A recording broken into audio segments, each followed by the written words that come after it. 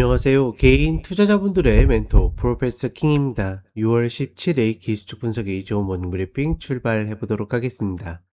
자, 일단 미국 시장 같은 경우에는 상승세가 좀 멈추는 그런 모습이었고, 계속 이야기 드렸지만 어제 같은 경우에도 과한 흐름이었다가, 물론 이미 우리가 알고 있었기 때문에 과하다는 표현도 있지만, 전반적으로 어떤 종목들이 상승을 위한 상승을 만드는 게 아니라 선물의 어떤 흐름에 의해서, 즉 콘텐고에 의해서 좀 억지로 만들어지는 그런 흐름들이 있다 보니까, 그런 흐름들이 조금만 주춤해도 시장 전체적으로 좀 밀리는 그런 모습을 보여줬고, 그랬기 때문에 저는 계속 이야기 드리지만, 그러니까 물론 이제 뭐 반도체의 어떤 실적이나 이런 것들이 좋다 나쁘다 이런 개념보다는 지금의 흐름들이 그냥 기본적으로 우리가 수급에 의해서, 좀 과한 수급에 의해서 만들어지고 있기 때문에 조금은 조심해야 될 필요가 있지 않겠는가, 다시 한번 이야기 드리고 싶고, 역시나 시장의 가장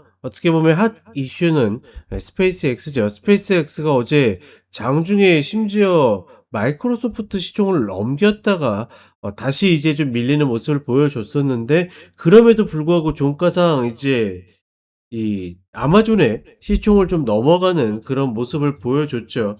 그러니까 이런 흐름들이 단순하게, 그러니까 뭐 가능성 있는 기업에 대한 큰 메리트를 준다, 뭐 큰 점수를 준다, 수급이 몰린다 이런 개념이 아니라, 기본적으로 어찌 되었거나 지금 냉정하게는 그냥 기대감에 오르는 거지, 지금의 시가총액이 스페이스X의 어떤 합당한 시총이냐는 사실 의심이 굉장히 많고 의구심이 굉장히 많죠.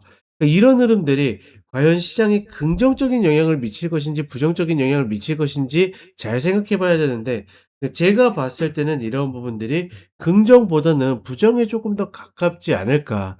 계속 시장이 비싸다라는 어떤 것들을 상기시키지 않을까. 저는 일단은 그런 쪽으로 좀 보고 있다. 그렇기 때문에 지금 이제 근래 많이 상승했었던 종목들에 대해서는 조금은 주의를 하고 싶다. 다만 그렇다라고 해서 저는 그 한국 시장에서도 계속 강조해 드린 것처럼 막 순환매 이런 거 생각해 가지고 이제는 뭐 내수주, 소비재주를 뭐 선호하고, 절대 그렇지 않습니다. 지금 장의 특성은 계속 가는 놈이 가는 주도주만 건드는 장세다라는 것은 변함이 없다. 다시 한번 이야기를 드리고 싶고, 오늘 이제 밤에는 또 하나 이제 좀 봐야 될 것은 케빈 허시 의장이 데뷔한 이후에, 그러니까 의장으로 지명된 이후에 첫 금리 결정이 있죠. 과연 이 첫 금리 결정에서 어떤 기조를 보여줄지, 뭐 이런 것들도 시장에 분명히 어떤 불안 요소가 될 수 있고 영향을 미치는 요소가 될 수 있다 정도로만 인지하시면 되겠고, 이번 주에는 이거 말고는 뭐 특별한 이슈들이 없습니다. 그리고 목요일에는 미국 만기가 있고 금요일은 휴장이기 때문에 내일의 그 흐름들이 상당히 중요할 것이다. 다시 한번 이야기를 해드리고 싶고, 한국 시장은 이제 미국 시장 따라서 좀 부담을 느낄지 이런 부분들이 나름 중요하다라고 보고 있고, 다만 계속 이야기 드리지만, 그러니까 제가 이야기 드렸죠. 지수상에는 분명히 그 쌍봉 패턴이 될 가능성이 높은데, 여전히 종목들이 시장을 좌우하고 있기 때문에 좋다 나쁘다의 개념보다는 여전히 주의한다, 뭐 이렇게 보시면 되겠고, 최근 3일 동안 개인 투자분들이 잘 빠져나가는 모습을 보여줬는데, 그분들은 적어도 급하게 바로 들어가지 않았으면 좋겠다. 전반적으로 좀 한숨 돌리고 내 전략을 점검하는 좋은 시간을 가졌으면 좋겠다. 뭐 이렇게 보도록 하겠습니다. 자, 이렇게 이야기 드렸고 간단하게 차트 보도록 하겠습니다. 자, 먼저 나스닥 선물 30분 흐름을 보게 되면 저희 3점령 분들한테도 계속 이야기 드렸던 것 중에 하나가, 요거는 이제 6월물이고 우리가 9월물로 봐야 되죠. 이제는 주도 월물이 9월물로 좀 바뀌어 있고, 계속 이야기 드렸던 것 중에 하나가 이 자리가 다시 와야 된다라는 건데, 점점 다시 근접하고 있고, 중요한 거는 사실 이 올라가는 흐름들이 큰 의미가 없이, 그러니까 뭐 바뀐 것들이 많지 않은데 이미 반영된 이슈가 또다시 선물의 움직임에 의해서 움직이는 모습을 보여줬는데 그것들이 그냥 제자리를 찾고 있다 정도로 인지하는 것이 맞다라고 보고 있고 '왜 떨어졌지? 악재가 있지?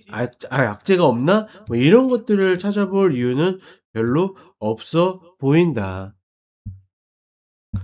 어찌 되었거나 저렇게 움직이다 보니깐 사실은 썩 좋지 않은 봉의 움직임이 만들어지고 있고 그래서 이 어깨자리 저항에 대한 이야기를 드렸는데 여기에서 이제 말 그대로 케빈 어시가 예 불을 지피느냐 기름을 끼얹느냐 마느냐가 굉장히 중요하다고 보고 있고 어떤 급락에 대한 패턴보다는 이 구간에서 박스를 칠 가능성이 쪼끔 더 높지 않겠는가 뭐 이렇게 판단하고 있고 지수가 그러니까 반도체가 좋아서 올라간다라고 생각하시는 분들이 많겠지만 제가 계속 강조해 드렸던 것은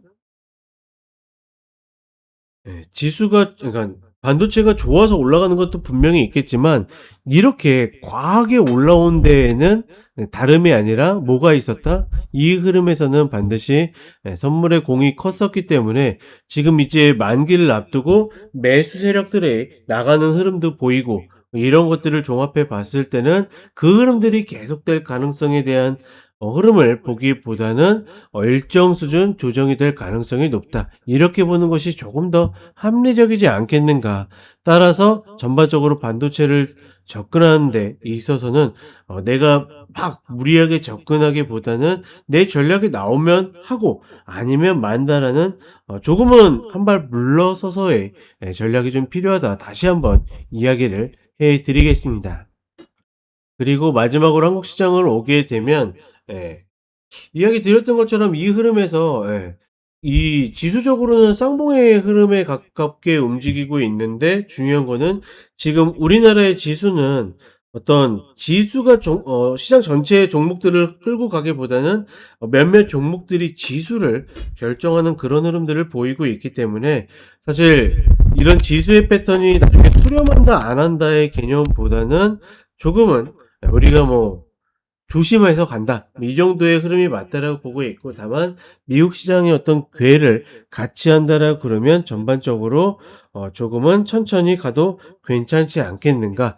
다시 한번 이야기해 드리겠고 최근에 개인 투자분들이 좀 이렇게 나오는 모습들을 보여줬는데 사실 저 고점에서 너무 과하게 들어가는 모습들이 있었기 때문에 저는 이런 흐름들이 올바르다라고 생각하고 있고 이렇게 나왔다라 그러면 한숨 돌리면서 차근차근 접근하셨으면 좋겠다. 이렇게 정리를 해 보도록 하겠습니다. 자, 이렇게 이야기 드렸고 저는 쇼츠로 또 찾아뵙도록 하겠습니다.